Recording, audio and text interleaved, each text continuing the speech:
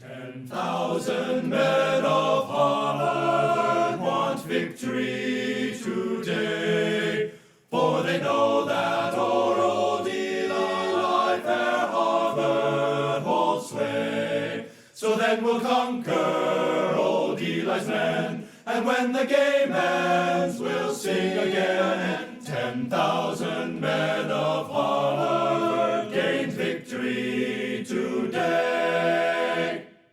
10,000 men of Harvard want victory today, for they know that o'er old Eli fair Harvard holds sway. So then we'll conquer old Eli's men, and when the game ends, we'll sing again. 10,000 men of Harvard gained victory today.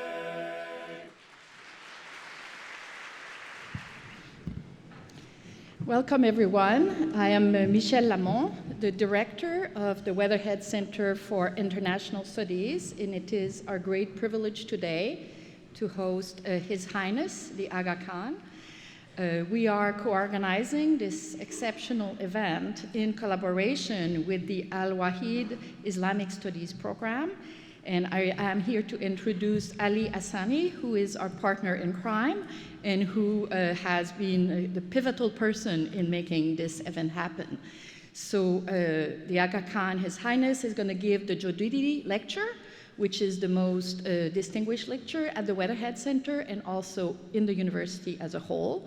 Mr. Jodidi was an organic chemistry student here at the end of the 19th century. He made his fortune in sugar, and he decided to put his fortune at the service of world peace. So we've had a number of very distinguished lecturers, Prime Minister of India, Prime Minister of Ireland, people who've played a very important role in the promotion of peace. And the topic of the meeting today is cosmopolitanism and pluralism, and the timing could not be better given that we had recently, in the context of the competition for the leadership of the Republican Party, a candidate who declared that Muslims should not be eligible to serve as President of the United States. So in the context of globalization, we often, in the context of insecurity, witness a rigidification of group boundaries. And I think it's partly important for us as scholars and as human beings that we stop and reflect on the importance of pluralism and diversity. And who better to lead us in this endeavor than a spiritual leader such as the Aga Khan. One word on the Weatherhead Center before I introduce Ali Hassani. The Weatherhead Center was created in the 1950s in the context of the Cold War, at the time when Henry Kissinger and Brzezinski were here at Harvard. At the time, we were really studying politics through the question of security, but today we have to think about cultural memberships, about group boundaries, about inequality, group competition as a condition for world peace. And it is in this context that the Weatherhead Center has really broadened its agenda. And we're now considering not only questions that are of relevance to international studies, but also to the study of comparative, global, transnational social problems.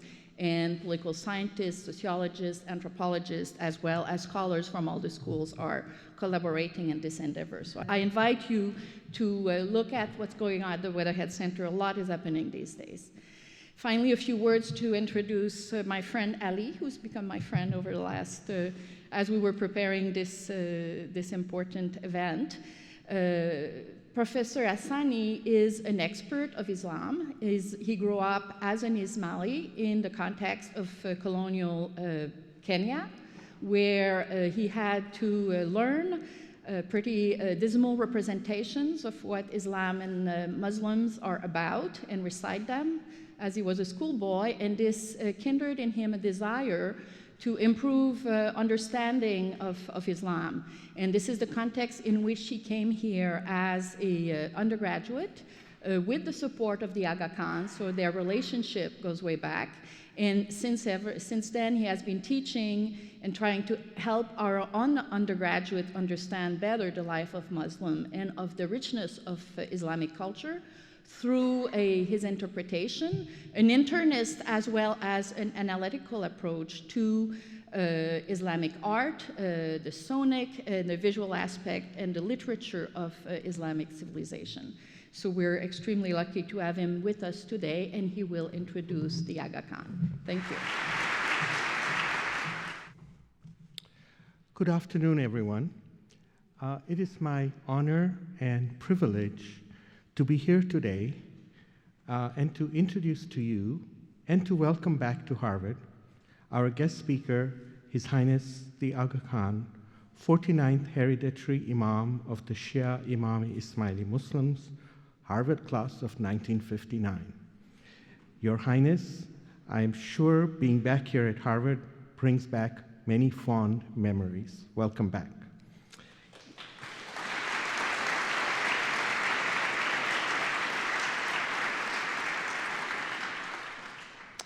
It is customary when introducing such a distinguished leader to list the guest awards and accolades, many of which are already familiar to those in this audience.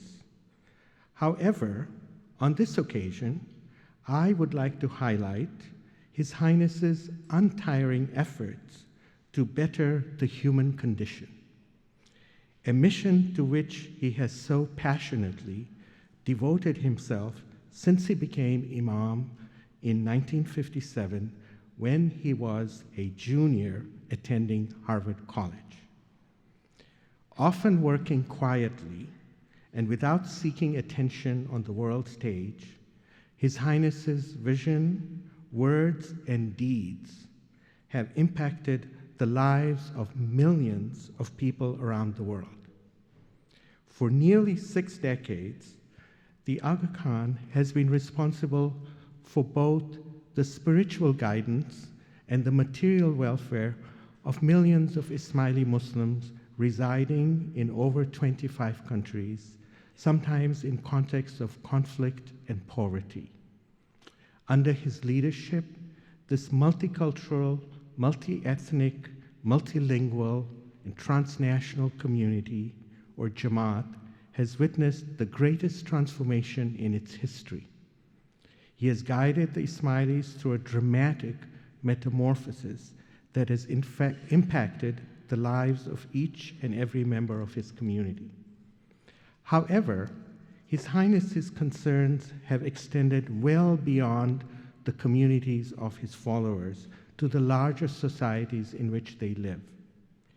He has consistently emphasized the role of education as a foundation for a pluralistic world and has made it possible for hundreds of thousands of children of different religious, ethnic, and racial backgrounds to study in Aga Khan kindergarten, primary, and secondary schools and academies located both in Africa and Asia. Thousands of women and men have gone on to colleges and universities with support from the Aga Khan Foundation. He has created 2 international universities and endowed professorships at major institutions of higher education, including Harvard, which serve to promote teaching and learning in what he has referred to as the knowledge society of tomorrow. Your Highness, I'm one of those children who many years ago was a student attending Aga Khan schools in Kenya, and with your support and guidance, went on to study and teach here at Harvard. Thank you.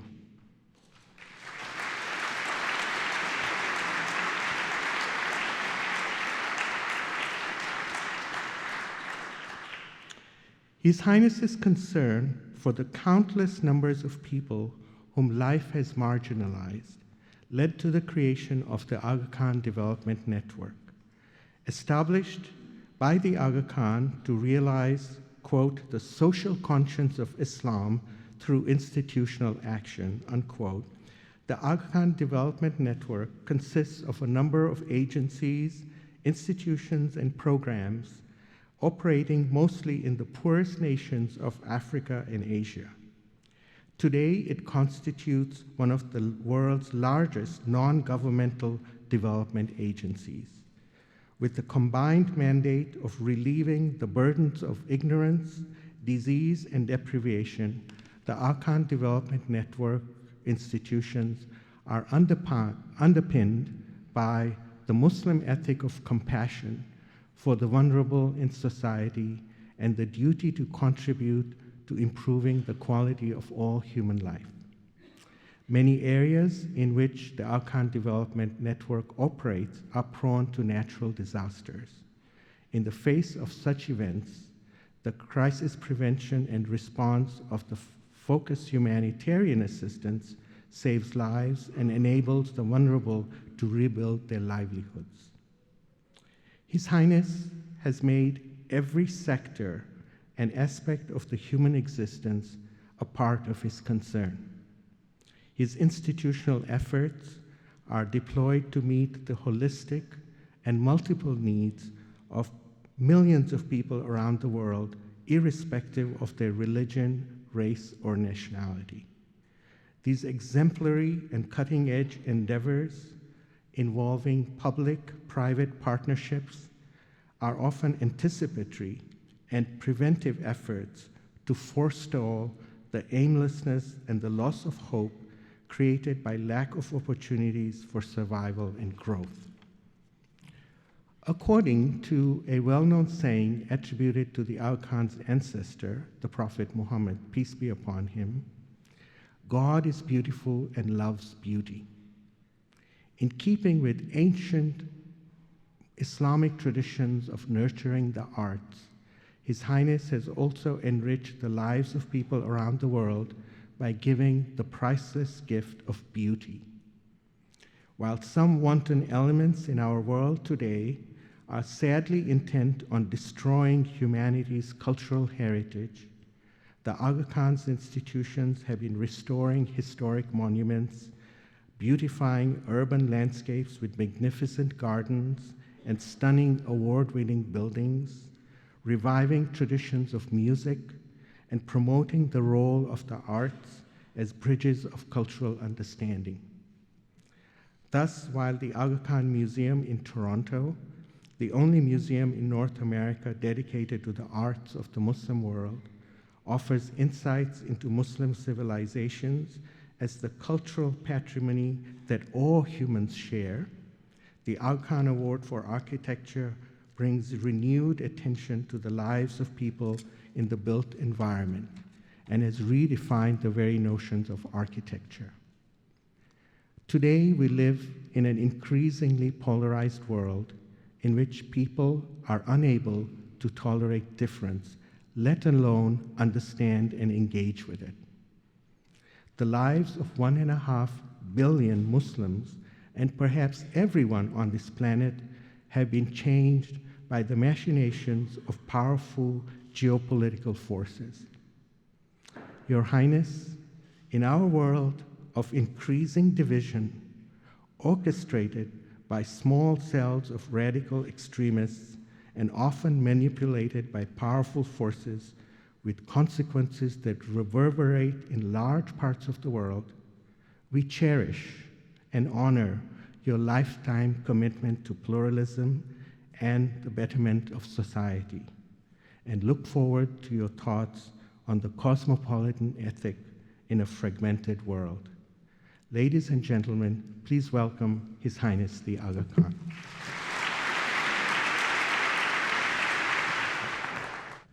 Bismillahirrahmanirrahim. Michael Elliott, Vice Provost, Michel Lamont, Director of the Weatherhead Center for International Affairs, Ali Hassani, Director of the Prince Al Walid bin Talal Islamic Studies Program, Diana Eck, Professor of Comparative Religion, members of the Harvard community, distinguished guests, thank you for your warm welcome. It is indeed a great pleasure for me to return to Harvard and this wonderful campus. And it is a particular pleasure to be welcomed here by the Weatherhead Center for International Affairs and the Prince Al Walid bin Talal Islamic Studies program, two of the world's leading forces for informed global understanding. I am honored as well to be giving the Jodidi lecture for 2015 and to join the distinguished list of those who have given this lecture over the past 60 years. Believe it or not, the Jodidi lecture actually was founded during my freshman year at Harvard, but I had nothing to do with that. I would note, too, that the Harvard Center for International Affairs was also founded while I was a student here, although it did not yet have the illustrious Weatherhead name. Now, I must admit, in all candor, that I do not recall attending the Jodidi lecture when I was an undergraduate, although I'm sure I would have benefited from doing so. I was probably having too much fun at Wigglesworth or Leverett House to venture out to something so serious as the Jodidi lecture. On the other hand, I wonder what I might have thought if some seeker had looked into a crystal ball and told me that some 60 years later, I would actually be giving this lecture. I might immediately have transferred to Yale.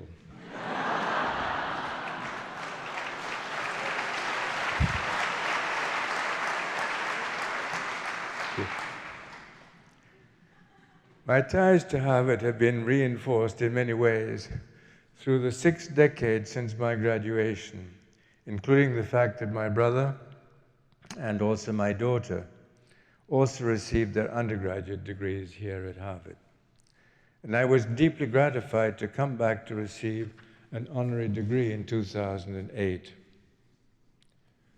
Whenever I return to Harvard, I'm impressed both with the wonderful qualities that have stayed the same over time, and also by some of the things that have changed.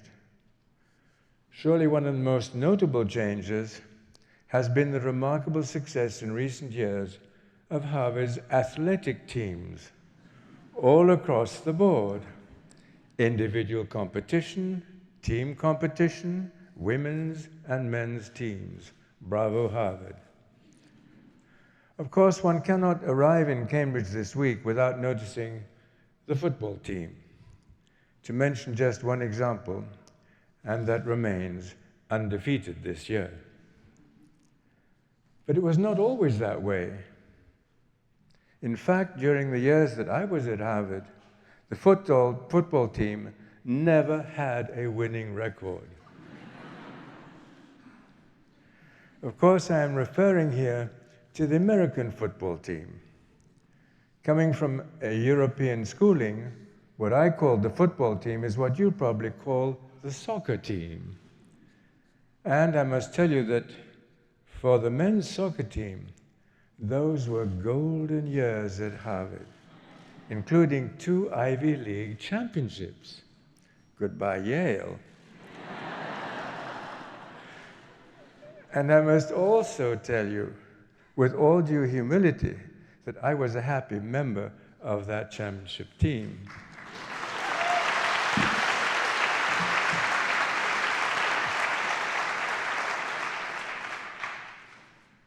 Now, you may have been wondering just what I have been doing over these past 6 decades since I left the Harvard playing fields. Let me begin by saying a word about that topic. As you know, I was born into a Muslim family, linked by heredity to the Prophet Muhammad, may peace be upon him and his family. My education blended Islamic and Western traditions in my early years and at Harvard, where I majored in Islamic history. And in 1957, I was a junior when I became the 49th hereditary Imam of the Shia Imami Ismaili Muslims, when my grandfather designated me to succeed him. What does it mean to become an imam in the Ismaili tradition? To begin with, it is an inherited role of spiritual leadership. As you may know, the Ismailis are the only Muslim community that has been led by a living hereditary imam in direct descent from Prophet Muhammad. That spiritual role, however, does not imply a separation from practical responsibilities. In fact, for Muslims, the opposite is true. The spiritual and the material worlds are inextricably connected. Leadership in the spiritual realm for all imams, whether they are Sunni or Shia, implies responsibility in worldly affairs, a calling to improve the quality of human life. And that is why so much of my energy over these years has been devoted to the work of the Aga Khan Development Network. The AKDN, as we call it, centers its attention in the developing world, and it is from this developing world's perspective that I speak to you today.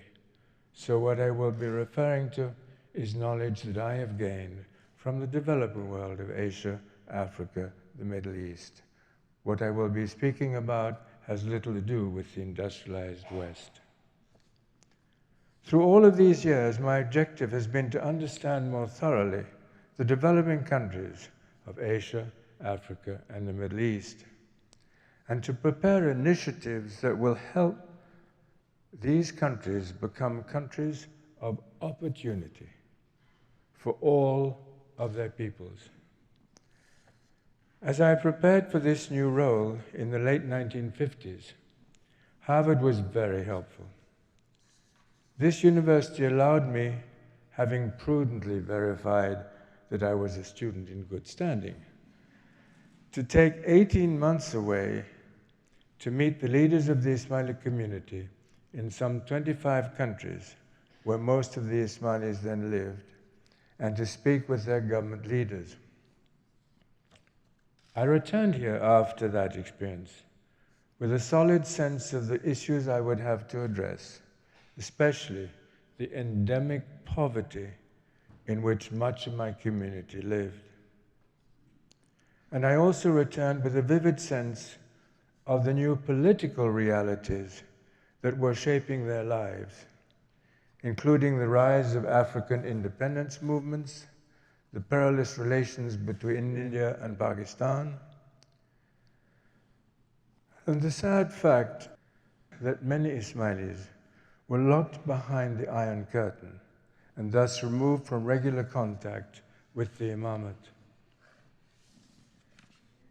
When I returned to Harvard, it was not only to complete my degree, but I was fortunate to audit a number of courses that were highly relevant to my new responsibilities.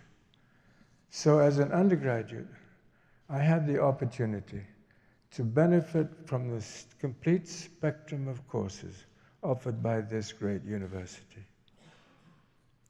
Incidentally, I must have been the only Harvard undergraduate to have 2 secretaries and a personal assistant working with me. And I have always been very proud of the fact that I never sent any of them to take notes for me at my class.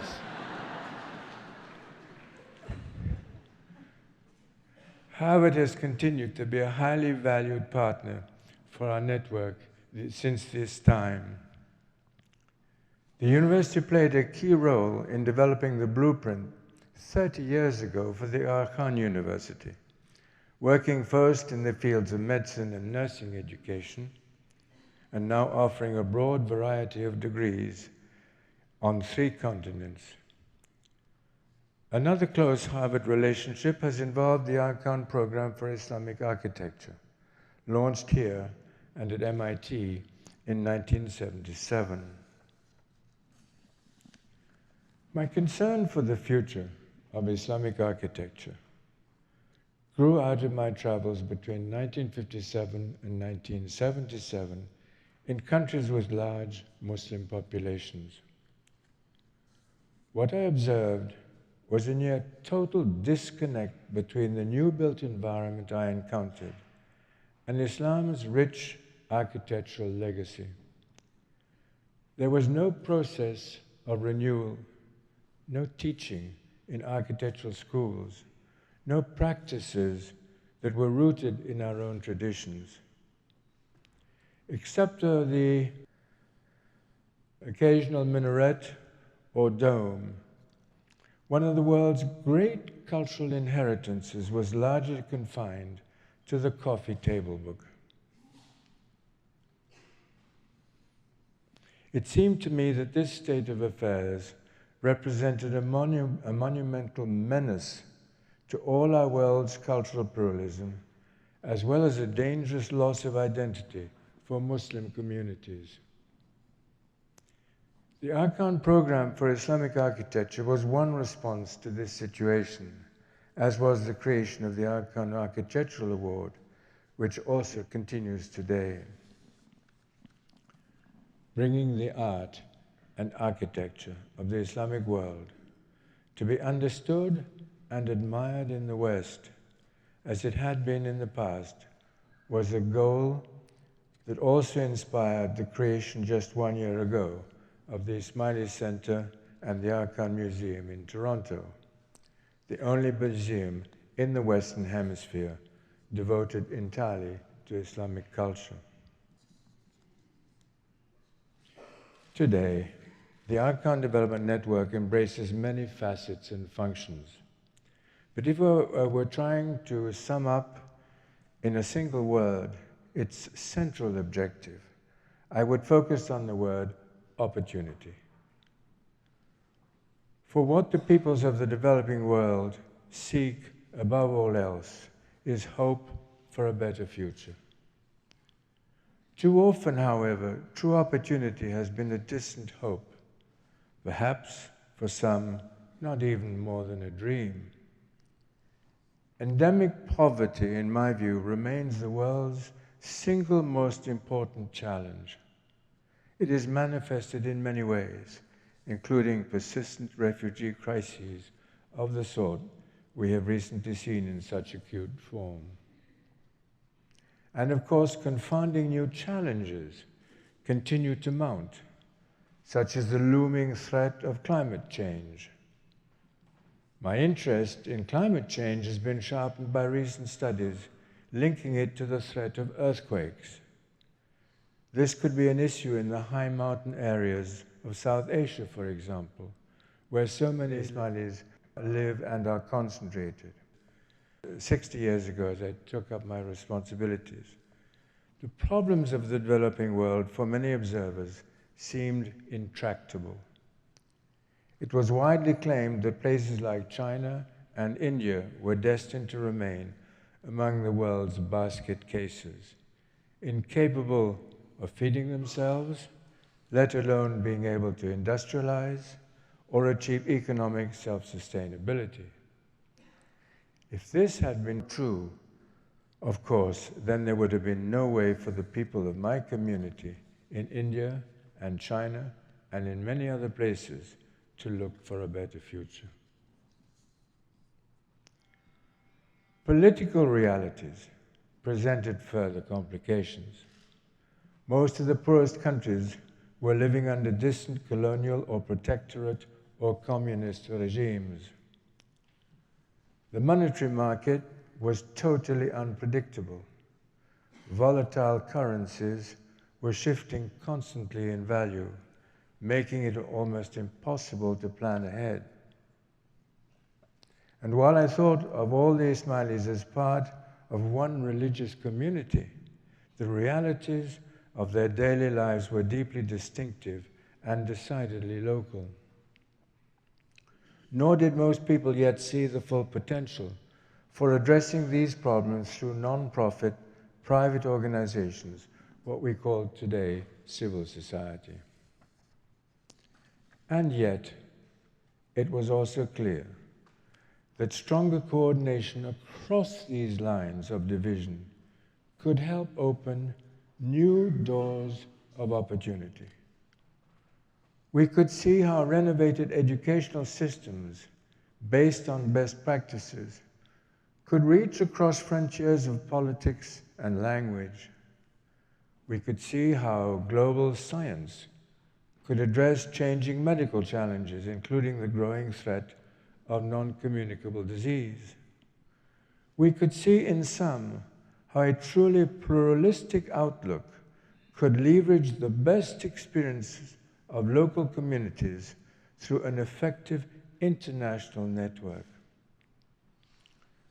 But we also learned that the creation of effective international networks in a highly diversified environment can really be a daunting matter. It took a great deal of considered effort to meld older values of continuity and local cohesion with the promise of new cross-border integration. What was required, and is still required, was a readiness to work across frontiers of distinction and distance without trying to erase them. What we were looking for even then were ways of building an effective cosmopolitan ethic in a fragmented world.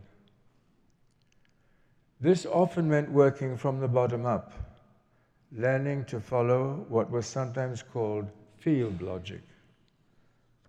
Most of our initiatives began at a local community level and then grew into regional, national, and international institutions. As we moved forward, we learned a number of important lessons.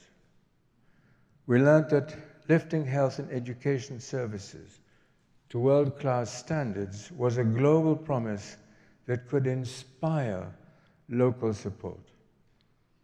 We learned to attack poverty simultaneously with multiple inputs on a variety of fronts. We learned to work with effective partners, including the not-for-profit institutions of civil society. We learned to see our role as one of supporting the public sector, not competing with it. We learned the importance of measuring carefully the outcomes of our efforts and then applying that knowledge. All of these approaches were facilitated by a determination to overcome linguistic barriers through a language policy that promoted better use of the national language and network-wide English as a strong connecting pool. And so our network grew. Today, it embraces a group of agencies, non-governmental and non-dominational, operating in 35 countries. They work in fields ranging from education and medical care to job creation and energy production, from transport and tourism to media and technology, from the fine arts and cultural heritage to banking and microfinance. But they're all working together toward a single overarching objective: improving the quality of human life. Meanwhile, in the industrialized world, many things were happening that paralleled our Acadian experience. For one thing, an impulse for international cooperation was advancing in the late 1950s at an impressive pace. After half a century of violent confrontation, determined leaders talked hopefully about global integration. New international organizations and cross-border alliances blossomed, and Harvard University decisively expanded its own involvement in world affairs. When the Jodidi lectureship was established in 1955, its explicit purpose, and I quote, was the promotion of tolerance, understanding, and goodwill among nations. And that seemed to be the way history was moving. Surely, we thought, We had learned the terrible price of division and discord, and certainly the great technological revolutions of the 20th century would bring us more closely together. In looking back at my Harvard days, I recall how a powerful sense of technological promise was in the air, a faith that human invention would continue its ever-accelerating conquest of time and space. I recall too how this confidence was accompanied by what was described as a revolution of rising expectations and the fall of colonial empires. And of course, this trend seemed to culminate some years later with the end of the Cold War and the new world order that it promised. But even as old barriers crumbled and new connections expanded, a paradoxical trend set in, one that we see today at every hand. At the same time that the world was becoming interconnected, it also became more fragmented. We have been mesmerized on one hand by the explosive pace of what we call globalization, a centripetal force putting us closely in touch with people who live across the world, as those close to those who live next to us. But at the same time, a set of centrifugal forces have been gaining on us, producing a growing sense between and within societies of disintegration. Whether we are looking at a more fragile European Union, a more polarized United States, a more fervid Sunni-Shia conflict, intensified tribal rivalries in much of Africa and Asia, or other splintering threats in every corner of the planet, the word fragmentation seems to define our times. Global promise, it can be said, has been matched by tribal wariness. We have more communication, but we also have more confrontation. Even as we exclaim about growing connectivity, we seem to experience greater disconnection. Perhaps what we did not see clearly 60 years ago is the fact that technological advance does not necessarily mean human progress. Sometimes it can mean the reverse. The more we communicate, the harder it can sometimes be to evaluate what we are saying. More information often means less contact and more confusion. More than that, the increased pace of human interaction means that we encounter the stranger more often and more directly. What is different is no longer abstract and distant. Even for the most tolerant among us, difference, more and more, can be up close and in your face. What all of this means is that the challenge of living well together, a challenge as old as the human race, can seem more and more complicated. And so we ask ourselves, what are the resources that we might now draw upon to counter this trend? How can we go beyond our bold words and address the mystery of why our ideals still elude us? In responding to that question, I would ask you to think with me about the term I have used in the title of this lecture, the cosmopolitan ethic. For a very long time, as you know, the term most often used in describing the search for human understanding was the word tolerance. In fact, it was one of the words that was used in the 1955 text to describe one of the objectives of this Jodidi lecture. In recent years, our vocabulary in discussing this subject has evolved. One word that we have come to use more often in this regard is the word pluralism, and the other is the word cosmopolitan. You may know that our AKDN network a decade ago cooperated with the Government of Canada to create a new global center for pluralism based in Ottawa, designed to study more closely the conditions under which pluralist societies can thrive. A pluralist cosmopolitan society is a society which not only accepts difference, but actively seeks to understand it and to learn from it. In this perspective, diversity is not a burden to be endured, but an opportunity to be welcomed. A cosmopolitan society regards the distinctive threads of our particular identities as elements that bring beauty to the larger social fabric.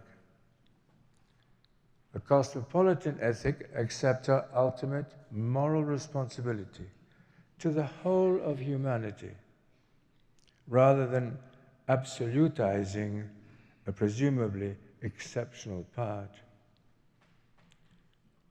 Perhaps it is a natural condition of an insecure human race to seek security in a sense of superiority. But in a world where cultures increasingly interpenetrate one another, a more confident and a more generous outlook is needed.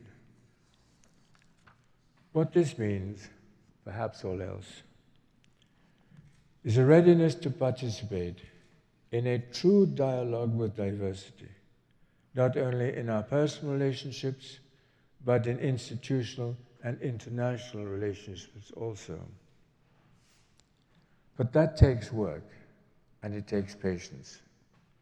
Above all, it implies a readiness to listen. What is needed, as the former Governor-General of Canada, Adrienne Clarkson, has said, and I quote, is a readiness to listen to your neighbor, even when you may not particularly like him. Is that message clear? You listen to people you don't like. A thoughtful cosmopolitan ethic is something quite different from some attitudes that have become associated with the concept of globalization in recent years. Too often that term has been linked to an abstract universalism, perhaps well-meaning, but rather naive. In emphasizing all that the human race has in common, it was easy to depreciate the identities that differentiate us. We sometimes talk so much about how we were all alike that we neglected the wonderful ways in which we can be different. One result of this superficial view of homogenized global harmony was an unhappy counter-reaction. Some took it to mean the spread of a popular Americanized global culture. That was unfair and an assessment that was erroneous. Others feared that their individual ethnic or religious identities might be washed away by a super-competitive economic order or by some supranational political regime. And the frequent reaction was a fierce defense of older identities. If cooperation meant homogenization, then a lot of people found themselves saying no. But an either-or choice between the global and the tribal, between the concept of universal belonging and the value of particular identities, was in fact a false choice. The road to a more cooperative world doesn't require us to erase our differences, but to understand them. A responsible, thoughtful process of globalization, in my view, is one that is truly cosmopolitan, respecting both what we have in common and what makes us different. It is perhaps in our nature to see life as a series of choices between sharply defined dualities. But in fact, life is more. a matter of avoiding false dichotomies, which can lead to dangerous extremes. The truth of the matter is that we can address the dysfunctions of fragmentation without obscuring the values of diversity. A cosmopolitan ethic will also be sensitive to the problem of economic insecurity in our world. It is an enormous contributing factor to the problems I have been discussing. Endemic poverty still corrodes any meaningful sense of opportunity for many millions.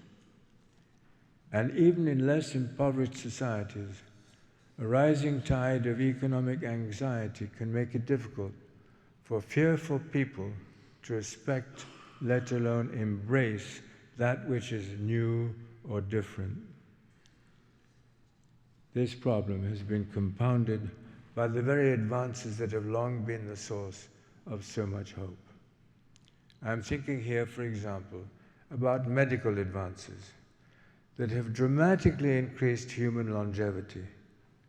People live longer, but they often find that they have outlived their resources. The developing world is now facing a major challenge. How does it care for the elderly? Even in more developed societies, social changes have eroded some of the domestic support that once eased the burdens of the aging. How, we must all ask, will we manage the new challenges of longevity? All of these considerations will place special obligations on those who play leadership roles in our societies. Sadly, some would-be leaders all across the world have been tempted to exploit difference and magnify division. It is always easier to unite followers in a negative cause than a positive one, but the consequences can be a perilous polarization. The information explosion itself has sometimes become an information glut, putting even more of a premium on being first and getting attention, rather than being right and earning respect. It is not easy to retain one's faith in a healthy, cosmopolitan marketplace of ideas when the flow of information is increasingly trivialized. One answer to these temptations will be found, I am convinced, in the quality of our education. It will lie with our universities at one end of the spectrum and early childhood education at the other, a field to which our development network has been giving special attention. Let me mention one more specific issue where a sustained educational effort will be especially important. I refer to the debate, one that has involved many in this audience, about the prospect of some fundamental clash of civilizations between Islam and the West. In my view, the deeper problem behind any prospective clash of civilizations is a profound clash of ignorances. And in that struggle, education will be an indispensable weapon. Finally, I would emphasize that a cosmopolitan ethic is one that resonates with the world's great ethical and religious traditions. A passage from the Holy Quran that has been central to my life is addressed to the whole of humanity. It says, "O mankind, fear your Lord, who created you of a single soul, and from it created its mate, and from the pair of them scattered abroad many men and women." At the very heart of the Islamic faith is a conviction that we are all born, quote, of a single soul. We are spread abroad, to be sure, in all our diversity, but we share in the most profound sense a common humanity. This outlook has been central to the history of Islam. For many hundreds of years, the greatest Islamic societies were decidedly pluralistic, drawing strength from people of many religions and cultural backgrounds. My own ancestors, the Fatimid Caliphs, founded the city of Cairo and the great Al-Azhar University 1,000 years ago in that city, in the same spirit. That pluralistic outlook remains a central ideal for most Muslims today. There are many, of course, some non-Muslims, some Muslims alike, who have perpetrated different impressions. At the same time, institutions such as those that have welcomed me here today have eloquently addressed these misimpressions. My hope is that the voices of Islam itself will continue to remind the world of a tradition that over so many centuries has so often advanced pluralistic outlooks and built some of the most remarkable societies in human history. Let me repeat in conclusion that a cosmopolitan ethic is one that will honor both our common humanity and our distinctive identities, each reinforcing the other as part of the same high moral calling. The central lesson of my own personal journey over many miles and many years is the indispensability of such an ethic in our changing world, based on the timeless truth that we are, each of us and all of us, born of a single soul. Thank you.